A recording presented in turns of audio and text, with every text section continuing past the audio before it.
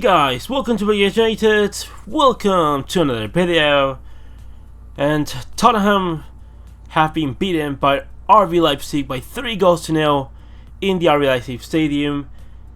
RB Leipzig go ahead in the Champions League, and they're joined with Atalanta, who have beaten Valencia de Mestalla by 3-4.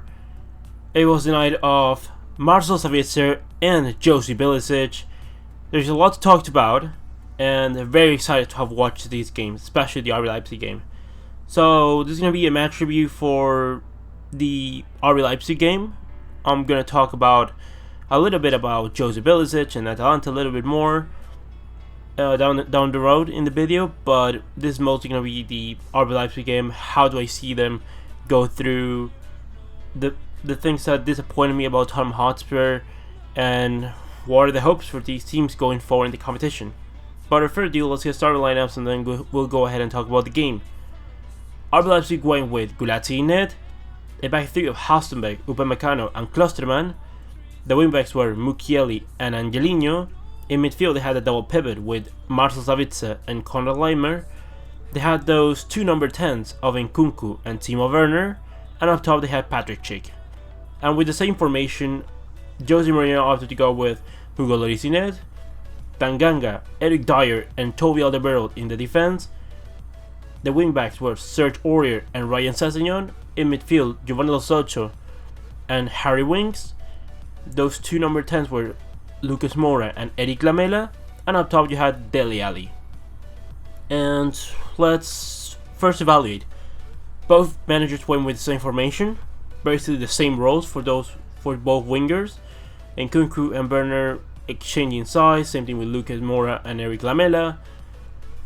And I have to say that one team clearly ran over the other. Like, the 3-0 I think is an exact representation of what happened. Like, Spurs at no moment in this game showed anything going for them. Like, they just couldn't create anything. RB Leipzig were very organized in defense and in attack. The transitions were very fast, they were very vertical going forward. Timo Werner and Nkunku generated a lot. Patrick Schick being able to distract the defenders. And it was always, like, I think the most crucial moments of the game were where you analyze the front three of Spurs against the back three of RB Leipzig and vice versa. Because it seemed like Upamecano, Klosterman and Halstenberg had all of those Spurs forwards on lockdown, while you could always see Werner, Nkunku or Schick always generate danger. Like, they could have had a lot more. Obviously, I think the biggest matchup of today's game was Angelino. He was superb today, and Aurier equally was horrific. Like, he could not handle Angelino. Like, he was always, I don't know, I just couldn't understand. Like, Aurier, no, like, when it happens to you once or twice during the game, and in the span of 5 minutes, you can be like, okay, now I have to watch for this player. But, like, it wasn't a game. Throughout the game, after the second goal, Aurier could not handle Angelino, and they obviously couldn't help him out because they would leave other positions for players like Werner from Sabitzer, who generated a lot today. That double pivot of Sabitzer and Laimer seems to be the way that Nagelsmann has managed to, you know, kind of fix the team after the departure of Diego Demet to Napoli.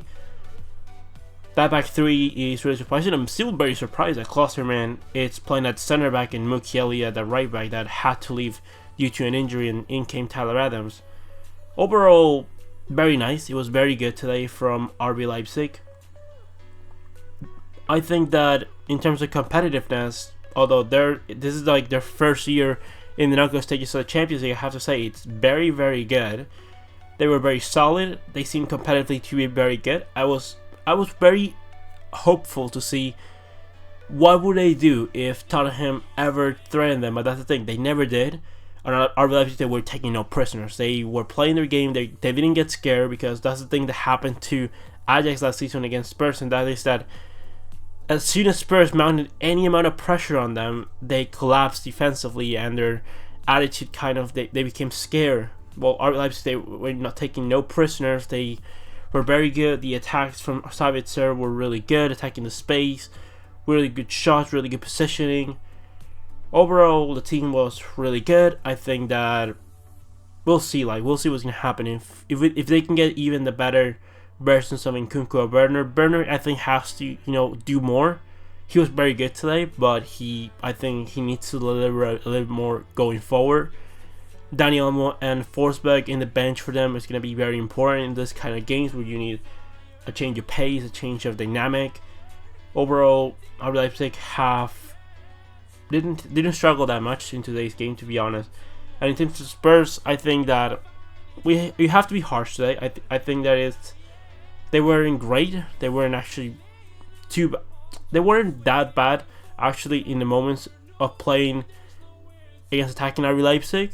The problem is that obviously they don't have any recognized strikers. Like Son is injured, Kane is injured. It's a bit struggle. Dele Alli as a false line wasn't doing great today. And overall, I have to say the best player for them today was Giovanni Lo Celso. I think Tanganga and Eric Dyer struggled a bit today. Especially it was always Timo Werner picking on Eric Dyer just for pace. That was a big problem for Spurs today. Mourinho, I think, is a good manager. I don't think that he just arrived mid-season. This is not the squad that he probably wanted. This is definitely not the situation that he wanted to have these players. He doesn't want to have his two strikers injured for the season, so it's gonna be a problem.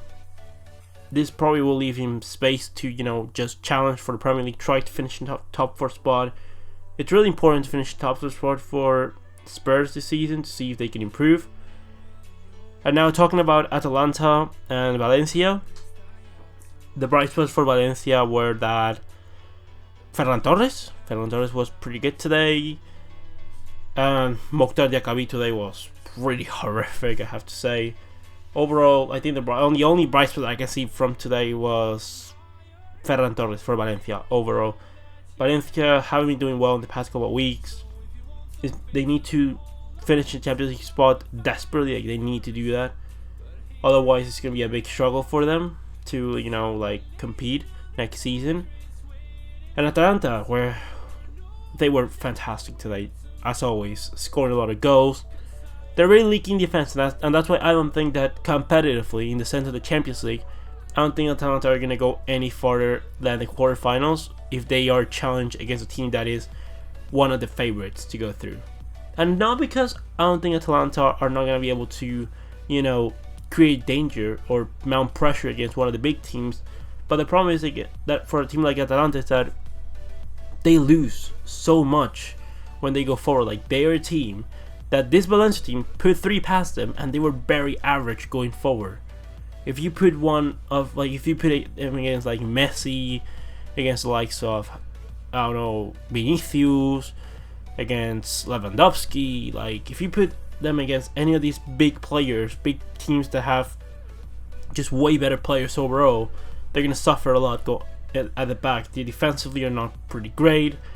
Attacking wise, they're really good. The likes of Papu Gomez, Josip Ilicic, Duvan Zapata, they were pretty good today. We're gonna have to see overall if who first of all gets to face Atalanta. And by the way, if Barcelona go through, I want Atalanta. Well, I want Atalanta in comparison to the other teams, because I think that they're probably the one that if you can cancel them going forward, you're gonna have a field day going against them at the back. So it depends. RB Leipzig, I think, are gonna be the Ajax of this season. They have been spectacular. Nagelsmann is for me one of the best coaches in the world. He was ready when he was at Hoffenheim. So exciting. I think Timo Werner, honestly, I know that he's probably going to get his big move this summer, but if they go far this season and if they reach the semifinals and they really mount a title for the Bundesliga and don't get disconnected as much, I think that Timo Werner should honestly, I think if there is one team that can convince Werner to stay with a project like this, it's Nagelsmann. Nagelsmann should really say to Werner, hey, would you like to say maybe one more season and maybe we can, we'll bring a few more players or maybe we can go all the way. I think that will be pretty good for a team like RB Leipzig. Patrick Schick has been a pretty good on loan with option to buy. Argentinho has been a spectacular purchase in January. He's added so much to this team. We're going to have to see, honestly, about the center backs. They've been doing pretty well. They didn't get conceded any goals in two games in the Champions League, so we're gonna have to see about that. Valencia Canate and Willy Orban will be coming later. And in midfield, they have the likes of Haidara, Tyler Adams.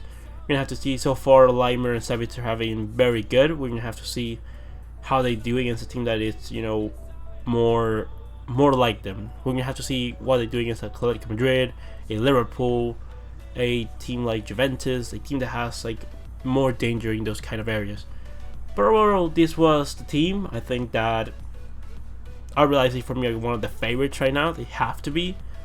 I'm convinced that they competitively are very good if they don't get scared. If they don't get scared, this team has everything. It has pace, it has good distribution, they want the ball, they want to have some amount of possession to a degree. And they're not scared to just give up at some point and counter. Their counters are very organized, very fast, very vertical. And overall, that's it for today's match review. Tomorrow is going to be Liverpool against Atletico Madrid. That's going to be a game to see what's going to happen in Anfield. Liverpool are going to need a big comeback because Atletico Madrid is probably one of the hardest teams to receive. It's definitely one of the hardest teams to receive, with a disadvantage on the scoreboard because they're gonna try to score a goal on you. That away goal would be massive for Atletico Madrid, and I believe that if they do concede one goal at Anfield tomorrow, Liverpool are gonna struggle a lot to compete. But anyways, we're also done. Leave me all your opinions about the game in the comment section below. Comment, like, and subscribe, and I'll see you next one, Blaugranas.